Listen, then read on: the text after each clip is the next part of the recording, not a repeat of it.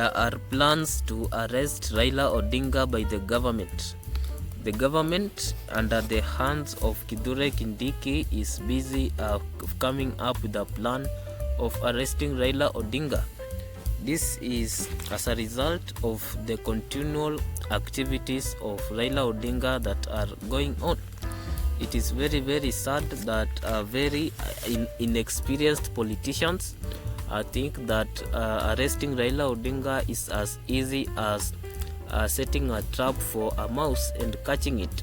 This is where they are totally wrong and mistaken. As the experienced political analyst once put it, Bwana Manyora said that a person that wants to arrest Raila Odinga in this kind of state of affairs of the country is totally out of his mind. Basically, this statement is true. Why?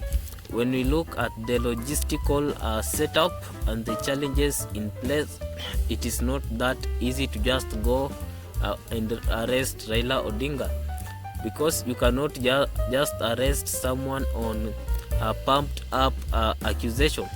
Article 37 of the Constitution of this country grants every Kenyan the right to picket and the right to protest unfavorable economic conditions, and I believe every Kenyan is allowed to practice these rights without being limited by the government of the day. What the government is doing right now, brutally killing innocent civilians who are assembling to complain of an empty stomach and an economic system that can no longer be able to take care of their needs. Such people are to be pitied upon and not to be shot like animals. The question here that we need to ask, what is protesting that bad that it has to be met with a gun? Let us put it clearly. The force that the law is enacting on individuals that are expressing their democratic right is not proportional. In law, the penalty exacted should be proportional to the offense. But we are seeing people being extrajudicially killed for expressing their rights. This is totally unacceptable. If we look at even the worst criminals like Mackenzie are still breathing today, why should someone be killed instantly for simply expressing their plight? The people who are leading the political class may not be able or may not have a feel of what life looks in the grassroots level. It is only a person who cannot be able or is no longer able to take care of himself and his family under the continually increasing cost of living. This is the only person who can feels the pinch. This is the person that feels the heat. This is the person that is boiling inside. This is the person that is going to protest peacefully. But when police counter such a person with a bullet, this is no longer a democracy but an autocracy. So this kind of activities, even during Moi's time, it was not that bad. Moi had a sense of human. He valued human life. We have to realize that killing a person is not just a small thing, because this person is apparent to someone. Someone gets becomes an orphan, another one becomes a widow, another one becomes a widower because of careless wrath of the police. The question that we have to pose right now is greed more important than human life? Exactly no.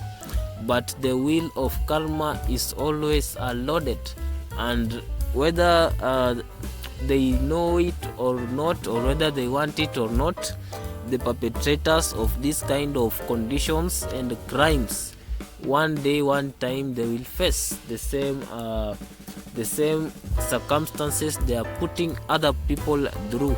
So arresting Raila Odinga will only sparkle a lot of more and more civil unrest.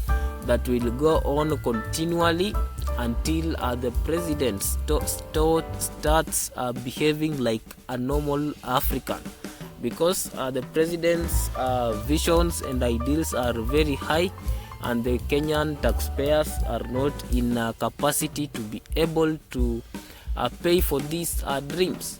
We cannot be, after every 5 years we are setting new plan, new president setting unattainable objectives. This will lead more and more to suffering, and very soon, if it continues like this, more and more people will continue joining Raila's camp, and the country will become totally unrunnable. Any plans to arrest Raila Odinga will only make the problem worse.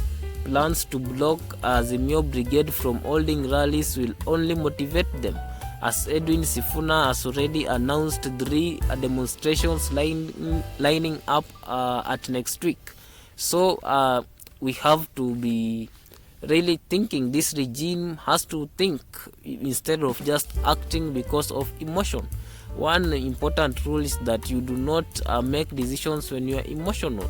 Many lives have been lost. Some of the dignitaries that were about to visit Kenya, for example, the Iranian president, can no longer visit Kenya because they are seeing what is going on. It is no longer safe, and once there is no longer safety in the country, it is obvious. People will go and flee away. Investors will no longer even want to be associated with a country whereby the economic conditions are too tough, whereby making profit is difficult, and people are preying on these profits in the name of taxes. So I think it's time to think. Instead of thinking about arresting Raila Odinga, they should think about arresting the hard economic situation that Kenyans find themselves in today. Thank you for watching this video. Like, share and subscribe.